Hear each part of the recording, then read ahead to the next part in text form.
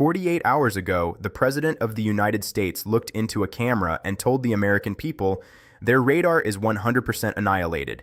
He said Iran has no anti-aircraft equipment. He called the U.S. military unstoppable.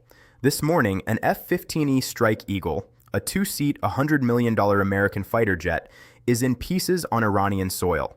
2 crew members are somewhere in hostile territory. Iran is calling on civilians to hunt them down. And U.S. search and rescue aircraft are flying low and slow over Khuzestan province in broad daylight, deep inside a country the president said could no longer fight back. That is not what unstoppable looks like. Iran has shot down a U.S. fighter jet, per 2 sources familiar with the incident, and a search and rescue effort is underway to locate 2 crew. This is an ABC News special report.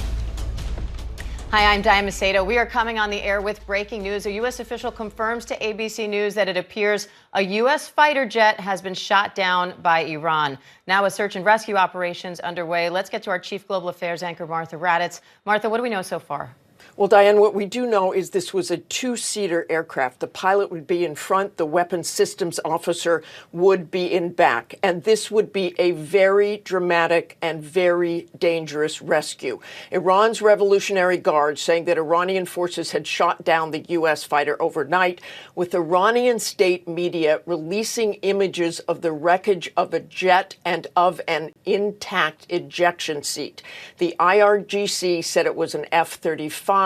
But from the images that we do believe are credible but have not independently verified, it looks like an Air Force F-15. Now, U.S. pilots are trained in what is called SERE if they are shot down or have to eject over enemy territory. SERE stands for Survive, Evade, Resist, and Escape. The pilots, the navigator, of course, know that Iranians would be looking for them. In fact, Iran put out a message to shoot the pilots if they were found, and a reward was being offered. Later, they said if they are found alive.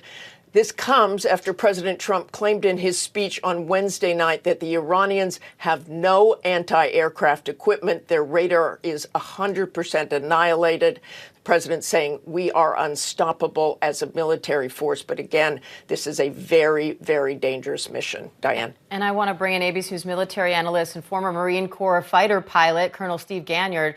Colonel Ganyard, what's the protocol when a plane like this is shot down, and how dangerous is that? Then, as Martha noted, all tactical pilots are trained in search and rescue evasion techniques, and so they know what to do.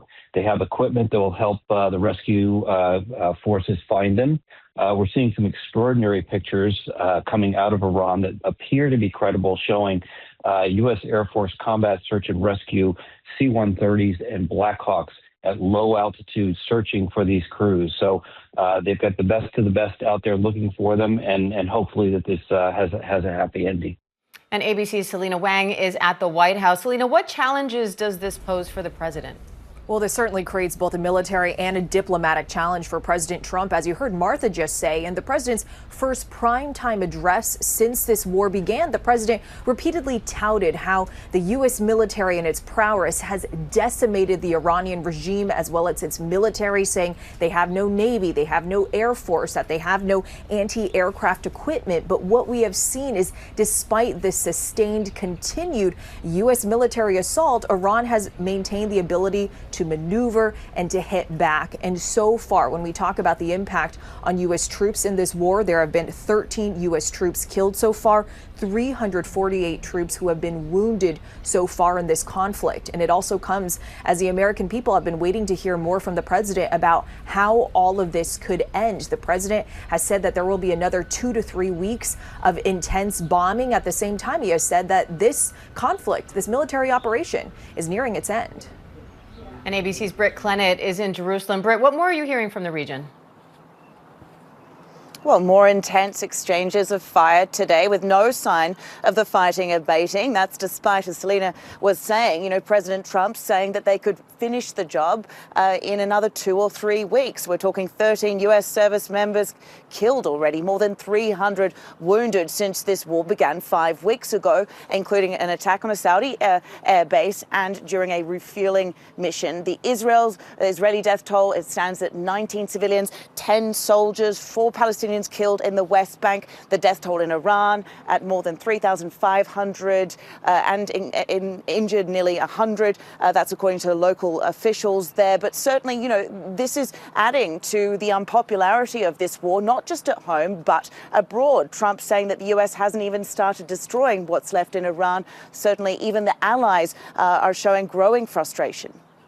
And Martha, I know you'll be watching this closely to see how it plays out. What could this mean for the trajectory of this war now?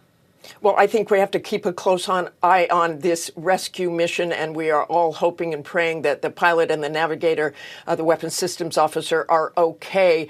They did eject separately. That is how that works, within milliseconds of one another. So they are not necessarily right by each other, but certainly in the same vicinity. But this could really put a lot of pressure on the Pentagon and the American public if something happens here.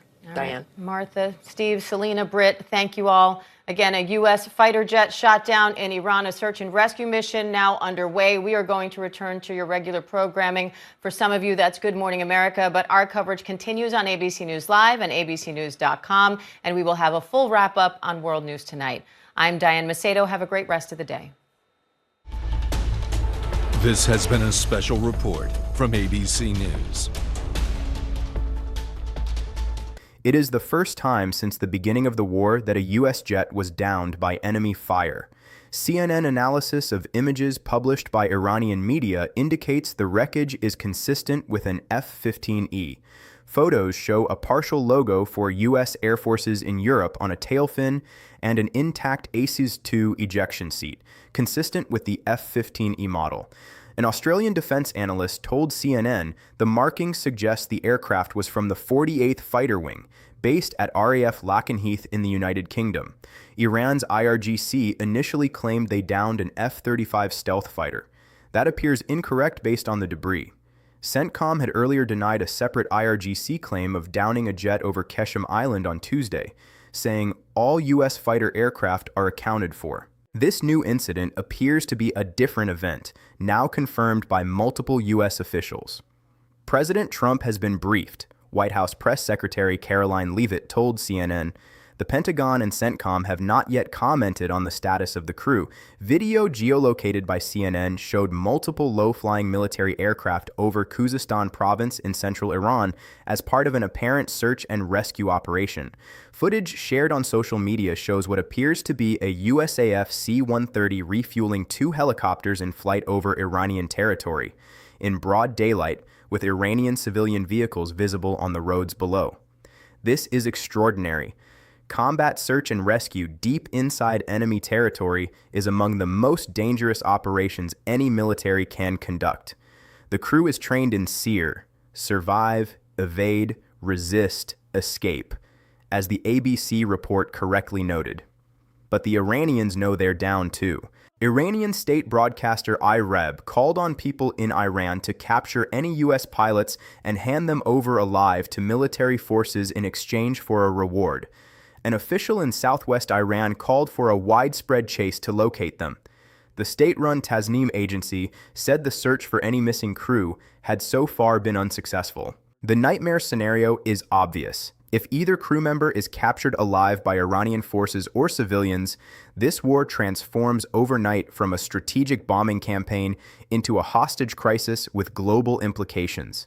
The images alone, an American aviator paraded on Iranian state television, would alter the political calculus in Washington, Tehran, and every capital watching. The ABC report made this point sharply, and it deserves amplification. The president, in his first primetime address since this war began, made categorical claims about Iran's inability to fight back. He said their radar was 100% annihilated. He said they had no anti-aircraft capability. He called the military unstoppable. As recently as this week, CENTCOM Commander Admiral Brad Cooper said that Iran's air and missile defense systems have largely been destroyed. Largely is doing catastrophic work in that sentence today. The U.S. has lost at least 16 MQ-9 Reaper drones over Iran since the war began, and 3 F-15 jets were shot down over Kuwait in a friendly fire incident early in the conflict. An F-35 was reportedly hit by enemy fire over Iran on March 19th, but managed an emergency landing. Now a manned aircraft is confirmed down over hostile territory. The pattern is clear. Iran's air defense capability was degraded, not destroyed. The president's claim of total annihilation was not accurate, and that inaccuracy now has 2 American lives hanging in the balance. 13 U.S. service members have been killed during combat actions against Iran. As of March 31st, 348 U.S. personnel have been wounded. Of those, 6 remain seriously wounded. If this rescue fails, the toll will rise. If the crew is captured, the cost becomes incalculable. A set of U.S. strikes on Iran's B-1 bridge near Tehran killed at least 8 people and wounded 95 more. Iranian state media reported that civilians had gathered under the bridge and along the riverbank to celebrate Nature Day, a national holiday, when the strikes hit. That detail matters. The United States struck a bridge on a national holiday while families were gathered beneath it. 8 dead. 95 wounded, celebrating a holiday about spring and renewal. That is the war as it is experienced on the other side, and it is a fact that no American broadcast should omit. If the crew is rescued, the administration will celebrate and move on. If they are captured or killed, this becomes the defining moment of the war, the point at which the gap between presidential rhetoric and battlefield reality became impossible to ignore. Trump posted on Truth Social this morning, "With a little more time, we can easily open the Hormuz Strait, take the oil, and make a fortune." Somewhere in Khuzestan province, 2 Americans trained to survive behind enemy lines are running, hiding, or praying, while the president talks about making a fortune. There is nothing more to say about that, except this: bring them home.